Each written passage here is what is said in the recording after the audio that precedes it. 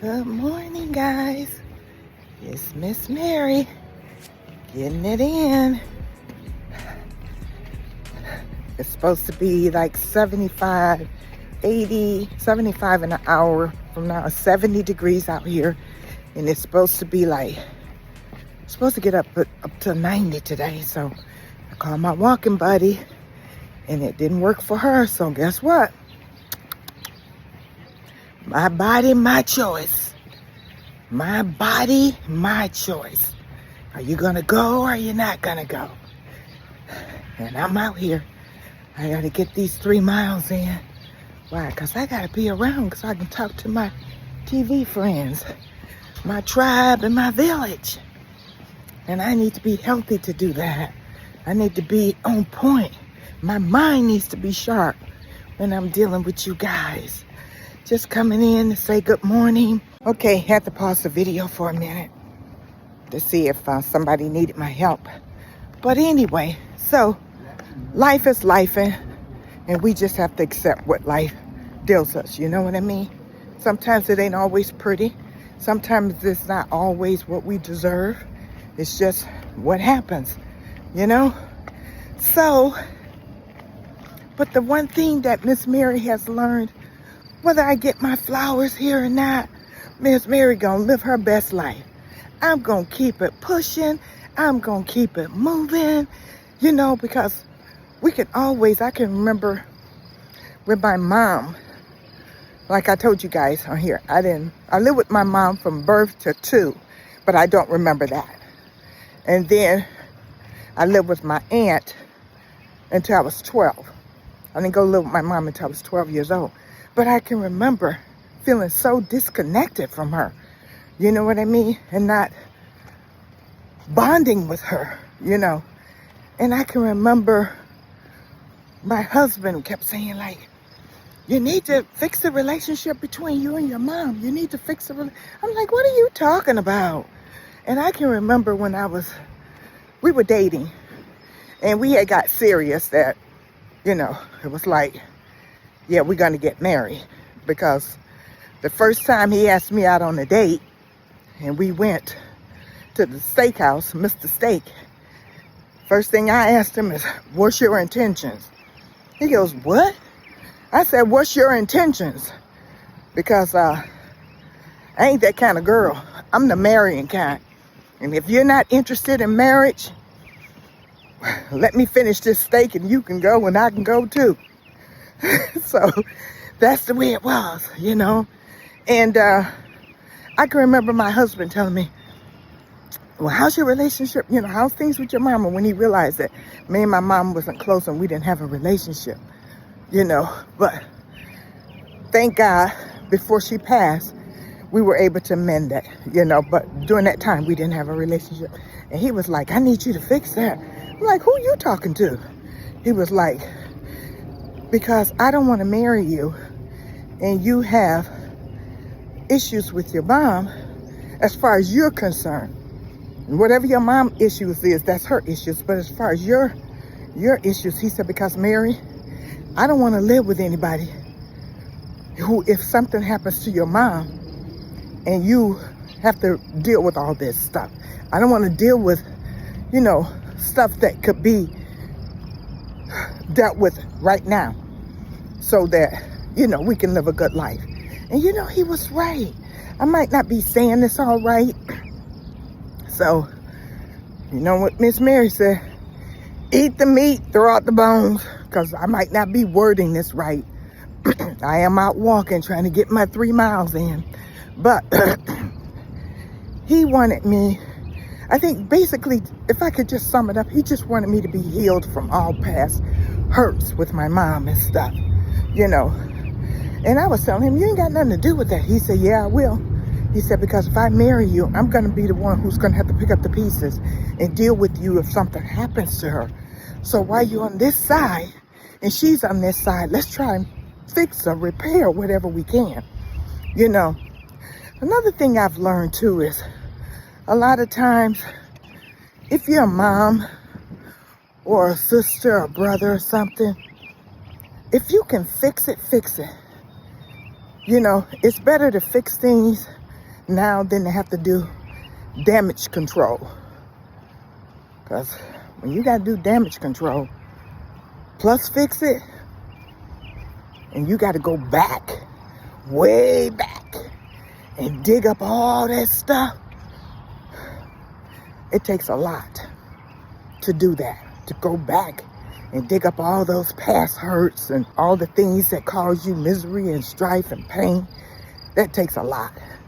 And if you don't have to do that, you know what I mean, then try to resolve whatever you need to resolve, you know? Because you think about it like this. It's a lot easier to throw dirt in a hole than it is to dig the hole and get the dirt out. You got it? It's a lot easier for me to throw some dirt on this hole because I'm planting a tree. To throw the dirt. The easy part is burying the tree. The hard part is preparing the hole to put the tree in. Trust me, Miss Mary's talking from experience. I've dug a few holes in my day. Hubby and I have bought new homes, and when you buy new homes, a lot of times you don't get all the landscaping that you want. And my husband and I made the mistake of, we went to a nursery, bought these beautiful breath-prepared trees, and the trunks were like, if I could give you an example, they were probably about the size of, I don't know. They had big, huge balls on them. We got big trees. We didn't get them little baby trees. We got big trees. And I think they were, I would say that maybe like 5 watermelons put together. The trunk size was. I mean, the root ball, I'm sorry, not the trunk. The root ball was probably like 5 watermelons put together. Huge! And I was so excited. Yeah. And we came home,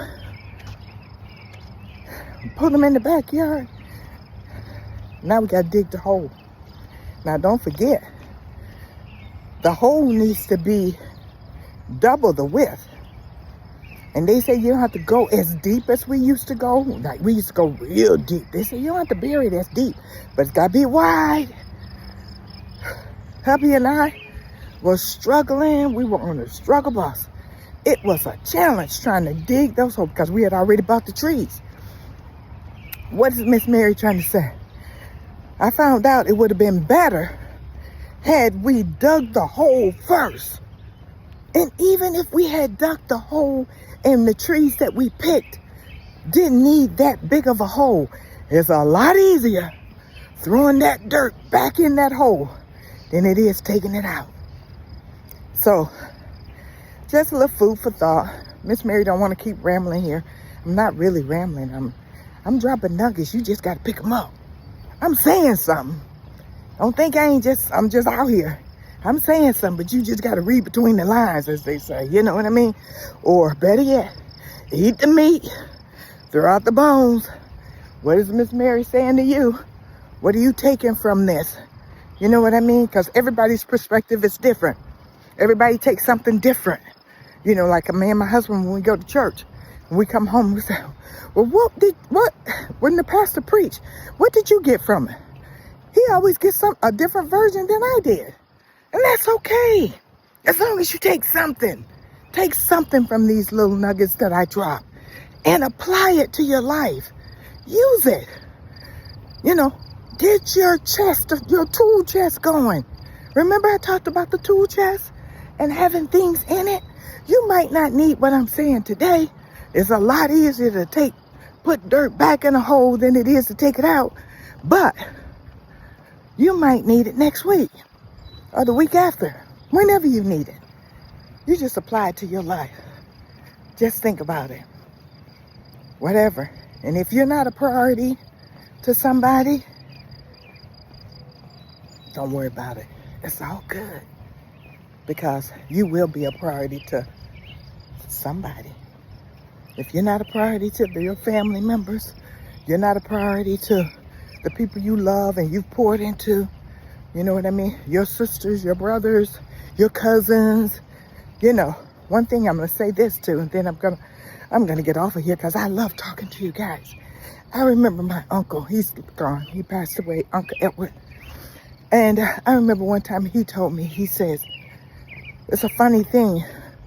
All the people in your life when you're younger that you help move. I helped Joe move, I helped Henry move, I helped Tom move.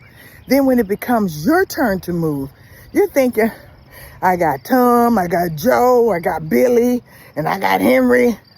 All these people that you're thinking that you helped move. So you call them. And every last one of them had an excuse. Man, I can't do it. I'm working overtime. I'll mess up my overtime if I come.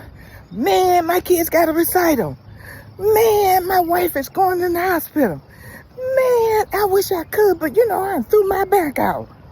He said the very people that you helped are not going to be the people to come and help you. It's going to be some people you never helped.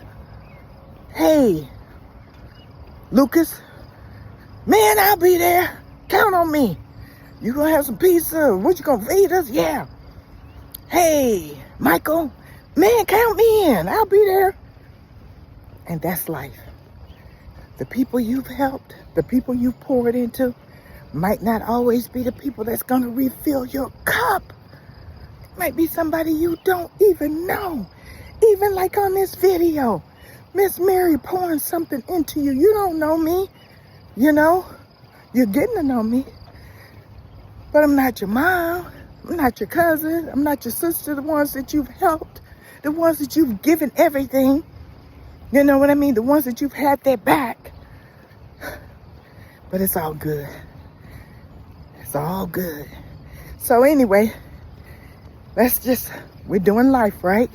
And doing life means what? We're going to talk about a lot of things. We're going to unpack a lot of things. We're going to be real and transparent on here. So let me know some of your life experience. It's time for us to really chit chat and break it up. Let me know some things that people that you've helped. And then you had the opposite of the people that you helped weren't the people that helped you, but it was the people that you least expected. Okay, we'll talk soon. Bye. Don't forget, like, share, and subscribe. Love you guys. Bye.